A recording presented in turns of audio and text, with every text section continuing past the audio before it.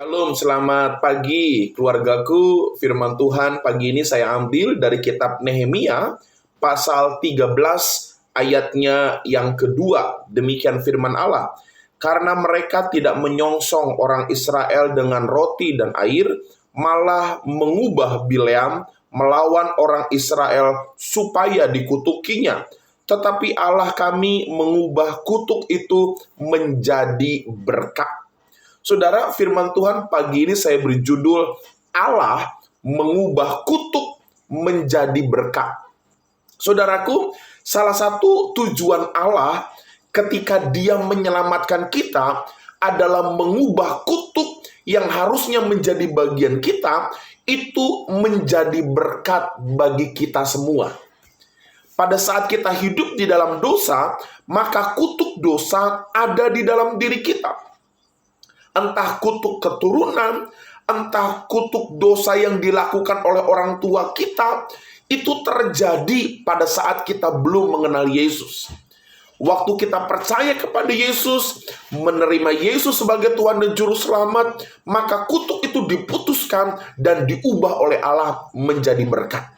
Bapak Ibu, Tuhan menangkap setiap kehidupan anak-anaknya untuk tidak hidup di dalam kutuk intimidasi. Tetapi Allah menangkap orang-orang percaya untuk mereka hidup di dalam segala berkat-berkat ilahi.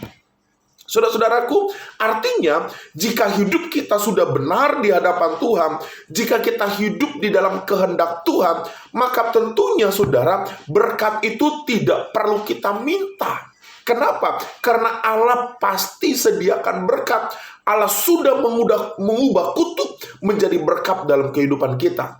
Nehemia 13 ayat 2 yang tadi saya baca, saudara, ketika orang-orang jahat menggunakan Bileam untuk mengutuk orang-orang Israel, Allah yang disembah oleh orang Israel mengubah kutuk Bileam menjadi berkat bagi orang-orang Israel. Bapak Ibu keluargaku, siapapun orang-orang jahat yang merancangkan yang jahat dalam hidup kita, pada saat engkau berserah kepada Tuhan sepenuhnya, maka Allah mengubah kutuk yang diberikan kepada kita melalui orang-orang jahat diubah menjadi berkat.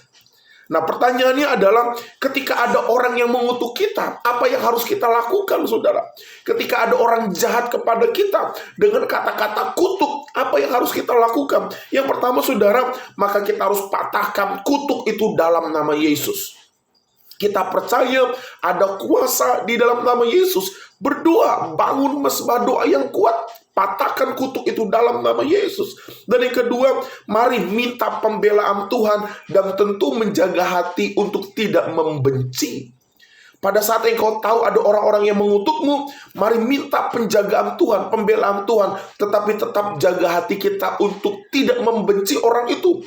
Mari kita belajar untuk mohonkan berkat atas orang itu, bukan mohonkan kutuk, bukan mohon kecelakaan kepada orang yang jahat kepada kita. Mohonkan berkat atas hidupnya. Dan yang terakhir, mari tetap bersukacita di dalam iman kita kepada Yesus. Mari tetap kuat iman kita di dalam Yesus. Maka percayalah Bapak Ibu, segala kutuk apapun yang menimpa hidupmu, yang Tuhan izinkan terjadi melalui orang-orang jahat, pasti Tuhan ubah itu menjadi berkat buat kita semuanya. Selamat pagi keluargaku, tetap bersukacita dalam iman kepada Yesus, maka Allah menyediakan berkat yang luar biasa. Shalom, Tuhan berkati kita semua.